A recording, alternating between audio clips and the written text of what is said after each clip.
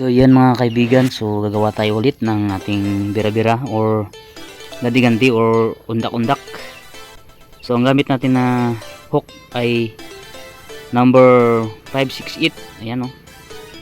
So ang gamit nating crystalite ay green. So nabibili ito guys sa mga fishing supply, kahit saan kayo bibili meron yan. Tapos itong line natin na ito ay number 8 na fish brand. Ito yung itatali natin dito sa hook. Tapos ang gagamitin nating bahayan nya, so bumili na rin tayo. So yan. So medyo laki, nagdagdag ako ng laki ng line na bahayan nya ay number 12. Ayan, number 12 na fish brand. Ayan, fish brand. So ito ginagamit na namin guys dahil ano to, may matibay na ano, medyo matibay siya. So yan, gagawin na natin. So nandito tayo ngayon kay Kalinga po Kumarte. So ayan siya oh. Ah bro, busy? Busy?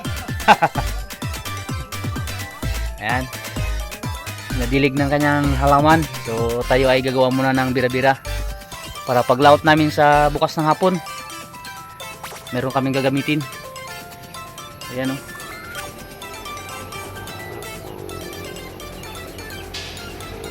So nandito tayo ngayon sa kanyang munting bahay. So yan guys, gagawin mo ko muna to bira-bira.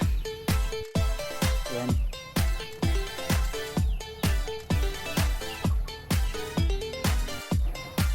So ito ay putulin natin.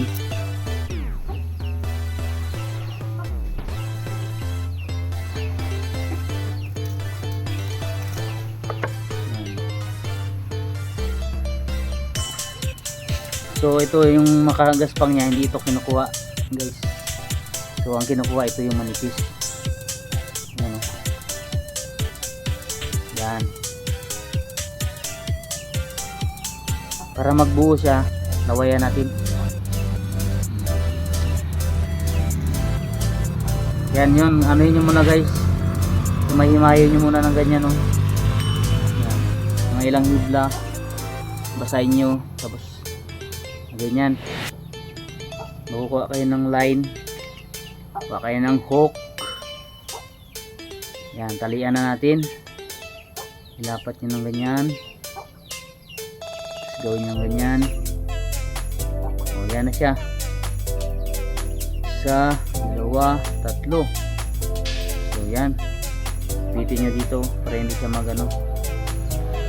Ito yung crystalite, ipitin nyo. Yan o, ang lagi niyan ipitin. Yan, tapos isa, dalawa, tatlo. Yan, isa, dalawa, tatlo.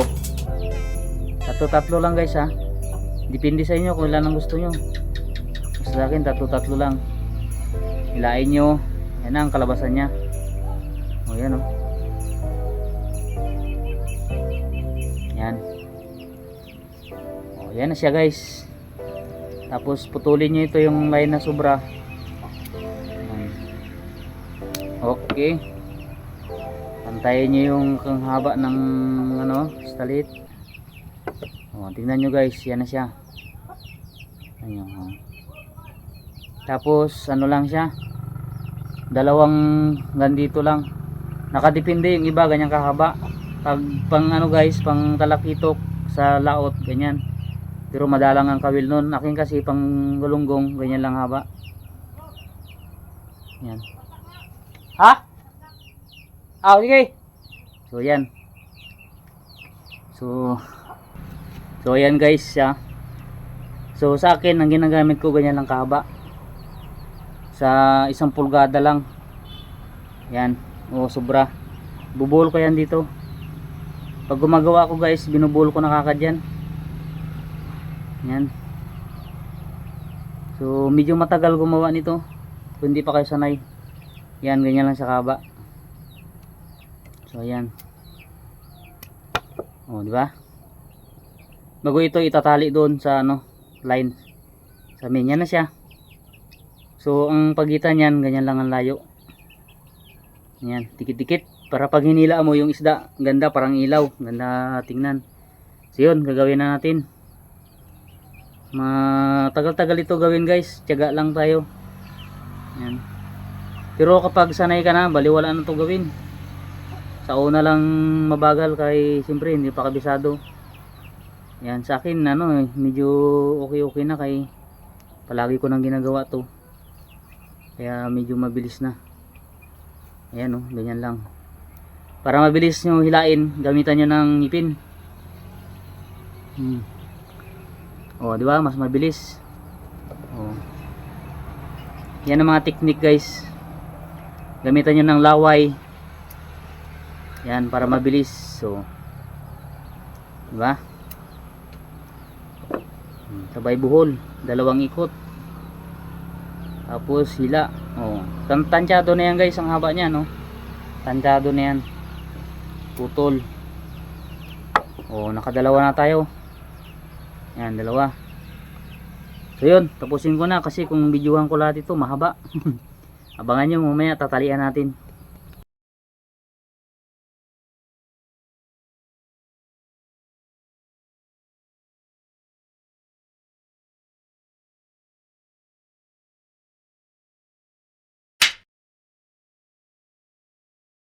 $2,000 years later. So yan na tapos natin guys, malapit na tayo magkalahati. So ito na oh. So yan, so naubos na natin yung isang ganito. So ito na naman, so ito na magawin natin. Isang oras na tayong gumagawa guys. Bagal. Yan, so tapusin ko muna ito. Mamaya next step natin is tatalian na natin doon sa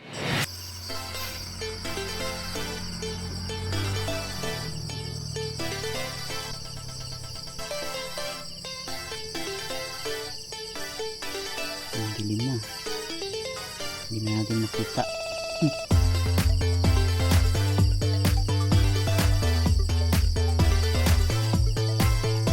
So yan mga kaibigan, magtatali na tayo ng ating ginawa.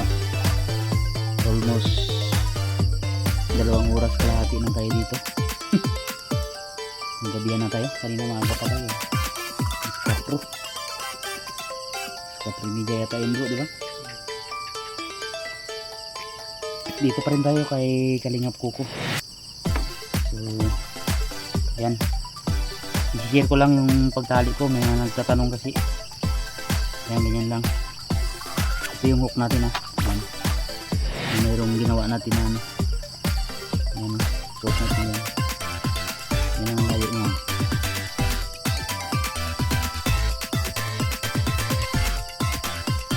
Pag ako nagawa, ayan, sukat. Sukat lang ng ganyan. Tapos dito na naman, hindi sila mag-abutan ng isang ano na to, isang hook na ito na hindi sila mag-abutan. Tali natin. Ayan. Ayan o. Okay. Ayan o, kung nyo mapapansin, hindi sila mag-abutan, malayo, may alawan. Pero ang agwat niya ganyan lang kahaba, mga 4 inches. Tapos yung paggawa ko hindi ko na yan sinasabit-sabit, basta puro na ng ganyan, madali na tanggalin yan. Tapos ganyan naman ulit, sukat. Yan, sukat naman, tali naman ulit. Yung iba kasi ang pagitan ng ganyan kahaba, pag isang P, ano yun, maawat yun. Gusto ko yung ganito, yung style, para maganda tignan yung isda, dikit-dikit. Pag nahuli, kitang-kita talaga siya na dikit-dikit sa ating hook. Ayan o, sukat naman ulit. Tali. Yan lang mga kaibigan, balik-balik lang daw, ano ba, balik-balik lang. Parang pag pumunta ka dito sa Palawan, pag umalis kayo, gusto nyo bumalik agad. Yo bro, ganun yun.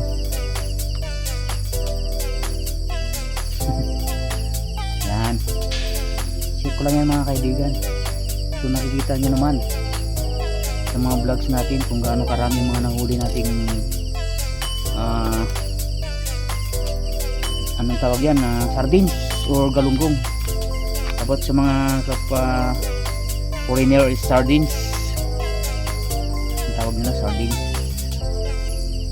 Ganyan lang ng ganyan hanggang sa matapos.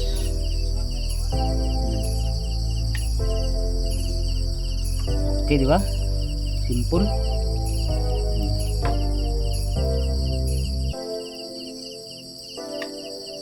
Simple lang. Tiyaga lang ang paggawa nito. So gugulang kayo ng oras.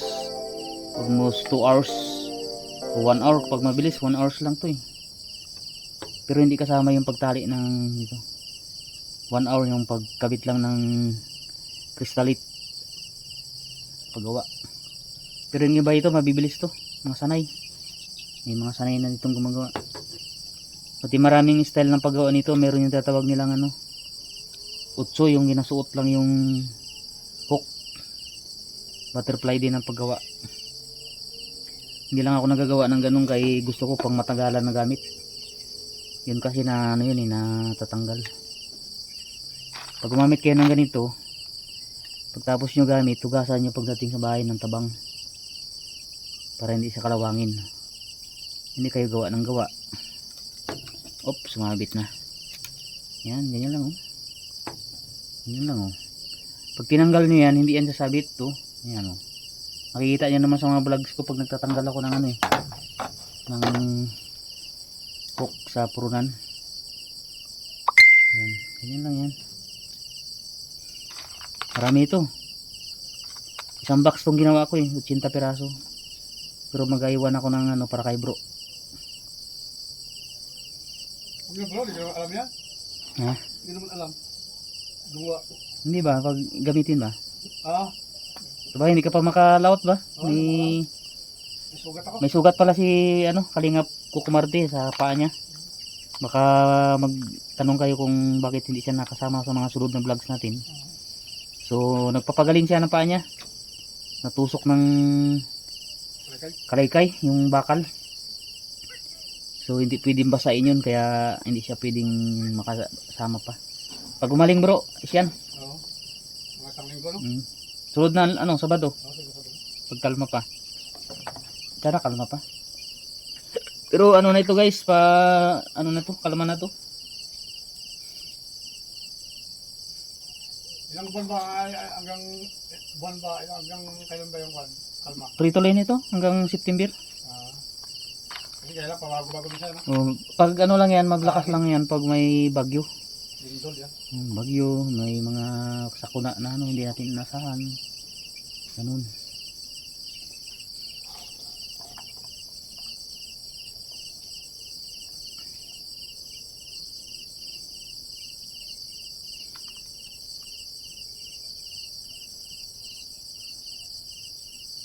Nag-upload ako minsan yan, copyright sa mga unang upload ko meron ako yan. Video ko. Copyright, kaya yung private ko.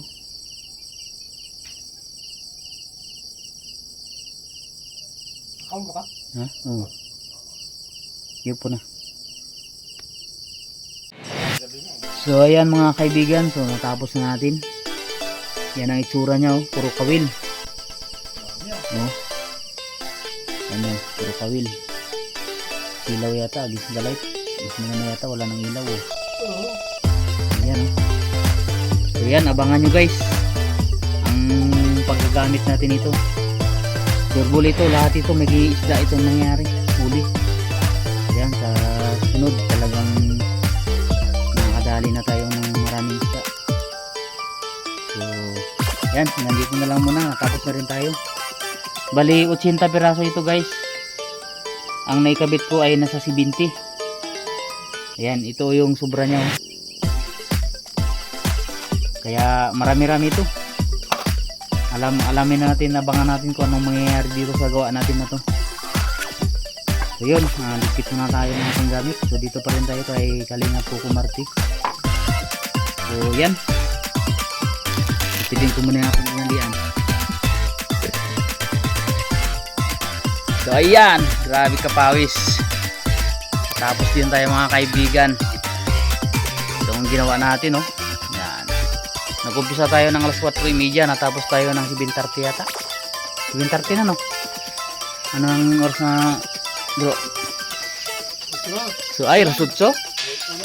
Ha? Ta? 5, 6, 7, ay, 4 na oras na. So, hindi pa tayo nakauwi. Dito pa tayo. Yan. Ayan si bro. Kalinga po ko, Marty.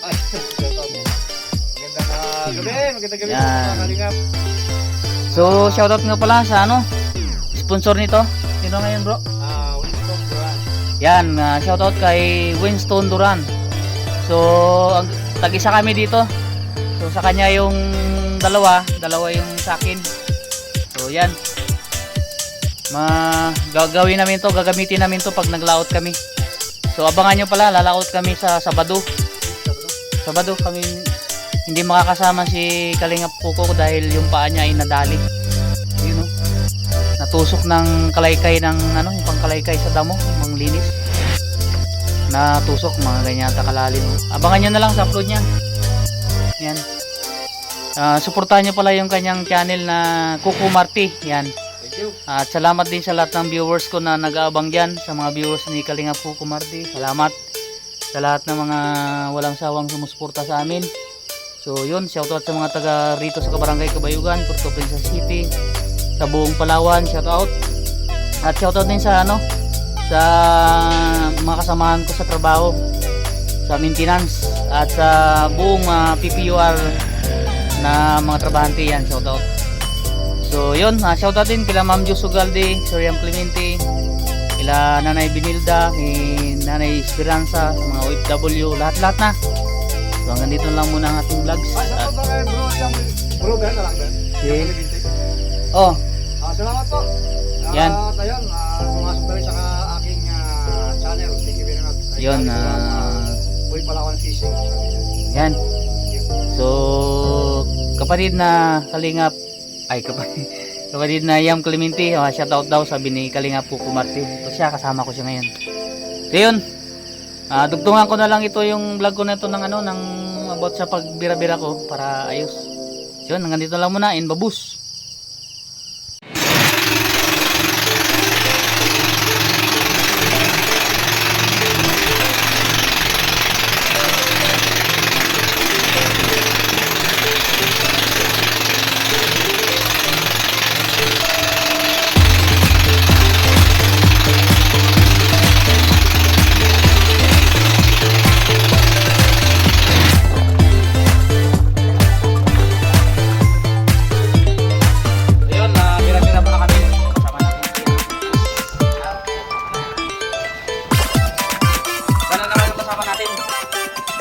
Iba-iba rin, hindi na lang yung palagi. Shoutout pala kay ano, Kalingap Kuko Marty. Process tayo huli namin nakaraan eh. Tambak pa naman. 2,000 years later. 1, 2, 3, 4.